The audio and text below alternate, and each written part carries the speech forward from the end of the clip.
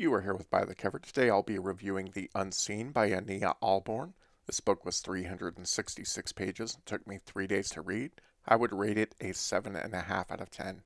The synopsis: a family dealing with loss takes in a mysterious, unidentifiable boy named Rowan, but his presence brings escalating dread and supernatural terror to their Colorado home, as only the mother remains blind to the unsettling anomalies surrounding him.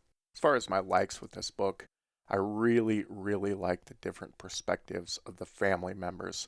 I thought that each one of them had their own voice, they each had their own motivations, and they were each written from their particular perspective age-wise. When I was reading the young kids' perspective, it was from their perspective, and the older kids thought differently. Things of that nature, which I find a lot of authors have a hard time doing. I thought Ania did great with that here. And in fact, I really loved Sophia's perspective, which was the youngest child.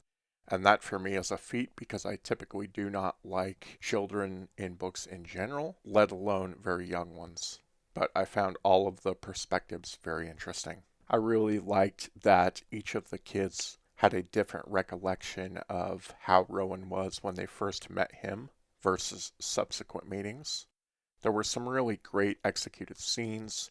The scene where Isla's crying when bringing Rowan in the house, the Eden kitchen scene, the chapter with Sophia and having Rowan in her room.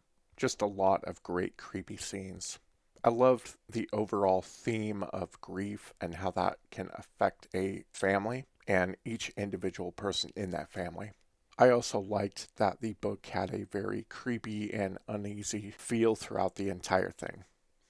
As far as my dislikes of the book, one problem inherent in having a bunch of family members is that you have to get to know them. And so the first half of this book kind of suffers from having to get to know all of the family members. So you're just kind of thrown in with a bunch of people, and you have to sort out who is who and what the dynamic is with the family.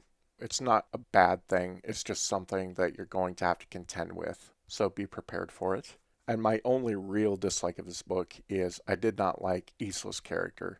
She seemed very selfish, as she wasn't a great mother, and I thought her priorities were just completely off the wall to what they should be. Overall, this was a great entry that sticks with me weeks after I've read it, and I actually have a stronger opinion of it after having let it set a while than I did when I first finished it. When I first finished it, the story kind of frustrated me.